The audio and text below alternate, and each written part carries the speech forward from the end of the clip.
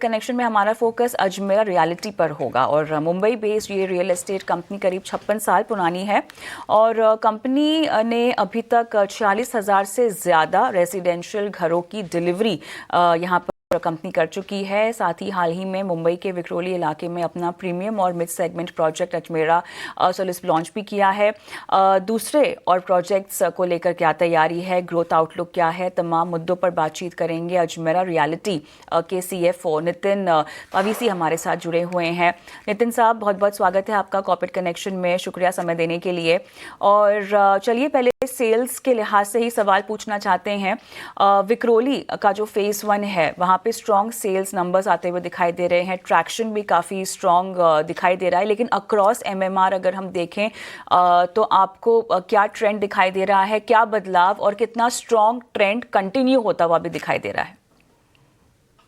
Very good afternoon कविता, शुक्रिया ये opportunity देने के लिए।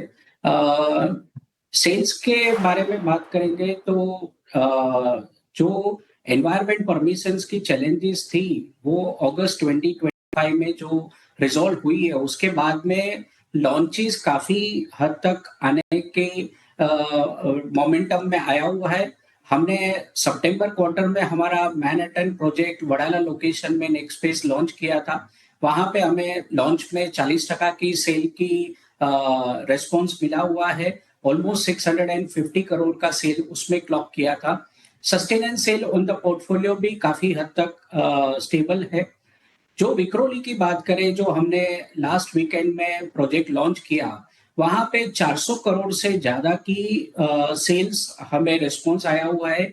जो एक दिन में 24 घंटे में आया है ये रिस्पॉन्स, वो अपने आप में एक बड़ा ही बूस्टिंग फैक्टर है कि जब भी प्रोजेक्ट लॉन्च आते हैं, राइट लोकेशन है, राइट प्राइस पॉइंट है और राइट ब्रांड है, तो उसे डेफिनेटली मार्केट ने अच्छा सपोर्ट किया हुआ है।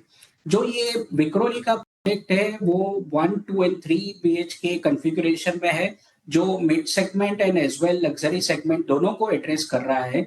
उसके चलते हमें काफी फर्स्ट फेज में जो 2,40,000 स्क्वायर फीट का फेज लॉन्च किया था, उसमें से ऑलमोस्ट 80% की सेल्स हमें रिस्पॉन्स आया हुआ है और हमें आगे भी उम्मीद है कि नेक्स्ट फेज में और बैलेंस ये फेज की जो इन्वेंट्री अवेलेबल है उसमें भी काफी अच्छा रिस्पॉन्स मिलेगा।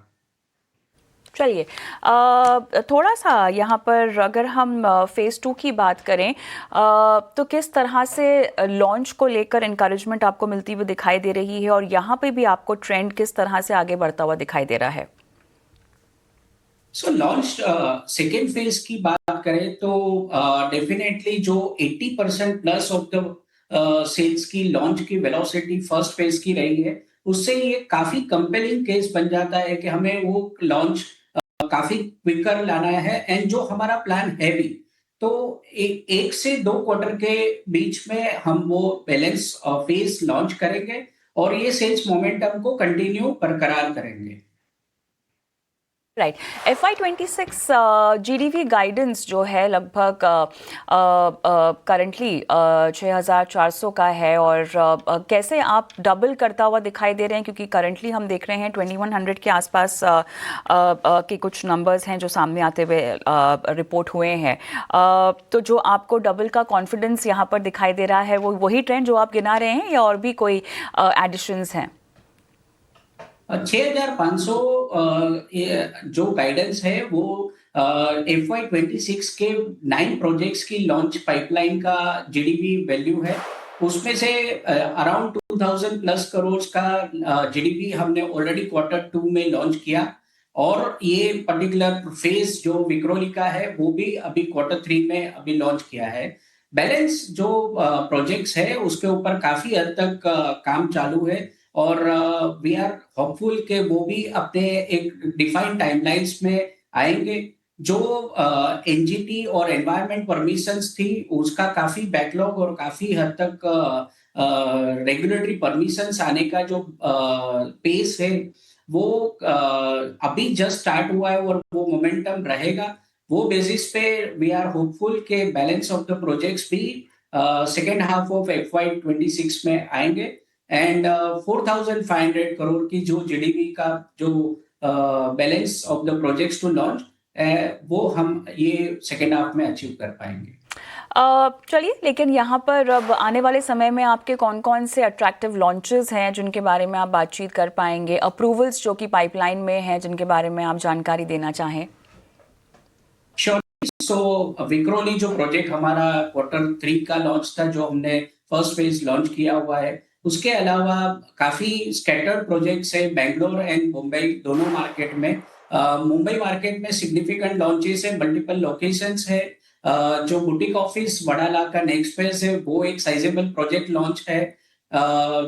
वर्सोवा है एंड बाकी सारे प्रोजेक्ट्स है जो डिफरेंट लोकेशंस में है और डिफरेंट लाइफ साइकिल में और डिफरेंट रेगुलेटरी स्टेज पे है, और उसके ऊपर काफी एग्रेसिवली काम चल रहा है। In the given timelines of Q3 and Q4 में हम लोग वो लॉन्चेस लेके आएंगे।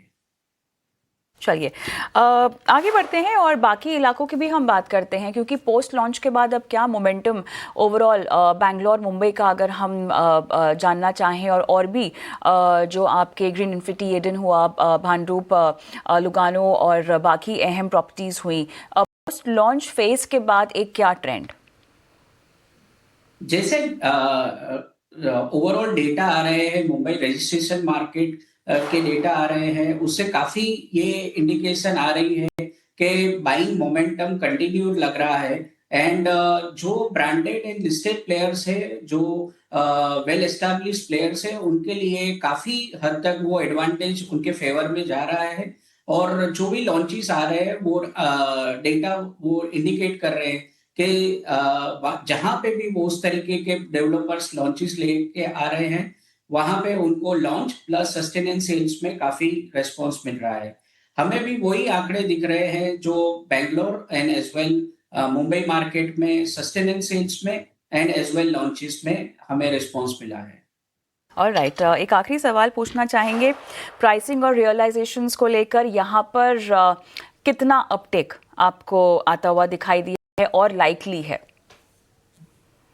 प्राइसिंग जो हमने सितंबर डेटा पॉइंट्स दिए थे, ओवरऑल पोर्टफोलियो पे अराउंड 23,000 पर कारपेट का जो रेट था, उससे हमें काफी ऊपर का रेट मिला हुआ है because of the composition of the project. High value projects जो हम लोग लॉन्च किया था Q2 में, मैनहट्टन प्रोजेक्ट, उससे 28,000 प्लस पर कारपेट का रेट अचीव किया हुआ है। आगे जाके जो लॉन्च के बाद में सस्टेनेंस सेल्स में है, काफी प्राइस पॉइंट स्टेबल आ रहे हैं। विक्रोली की बात करें, जो हमारा इंटरनल टारगेट प्राइस का था, उससे भी थोड़ा बेटर प्राइसिंग पे रियलाइजेशन अचीव हुआ है। So we are quite bullish and hopeful, लेकिन यहाँ से स्टेबल प्राइस का आउटलुक रखना वो बेटर एंड प्रैक्टिकल रहेगा।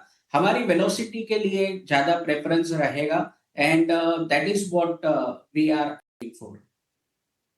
चलिए, अच्छा लगा आपसे बातचीत करके। नितिन, आपने समय दिया, तमाम सवालों के जवाब दिए और क्लैरिटी से बताया कि आगे क्या क्या पाइपलाइन में है कंपनी के लिहाज से। बहुत बहुत शुक्रिया आपका।